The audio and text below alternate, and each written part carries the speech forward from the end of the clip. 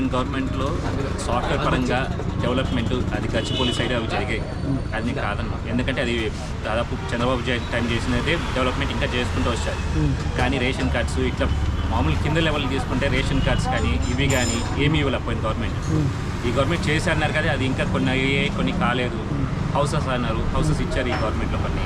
పోయిన గవర్నమెంట్ ఇచ్చారు, కాంగ్రెస్ గవర్నమెంట్లో కొన్ని ఇచ్చారు కదా మొన్న కూడా.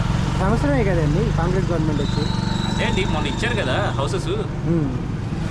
పాత గవర్నమెంట్ ఇచ్చారు కానీ అవి కొన్ని క్వాలిటీ లేవని కంప్లైంట్స్ వచ్చాయి, మిషన్ భగీరథవి కంప్లైంట్స్ వచ్చాయి, అన్నీ వచ్చాయి.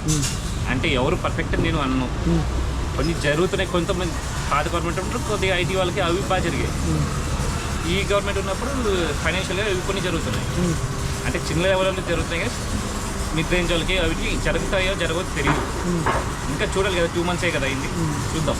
సంవత్సరం అవుతుంది కాంగ్రెస్ అదే మనసే కదా అది, ఇంకా 4 years ఉంది, చేస్తారులే చూడాలి. మరి మీకు ఏ పథకాలు అందుతున్నాయి గవర్నమెంట్ నుంచి?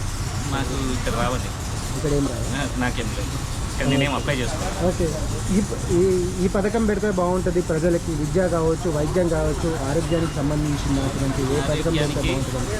ఇస్తున్నారు కానీ అది పర్ఫెక్ట్గా అందరికీ ఇస్తున్నారా లేదా చూసుకోవాలి. ఎందుకంటే కొంతమందికి రేషన్ కార్డు లేకపోతే అయిపోయిన వాళ్ళు ఉన్నారు, పాత వాళ్ళు రేషన్ కార్డ్స్ లేకపోతే అయిపోయిన వాళ్ళు ఉన్నారు కదా.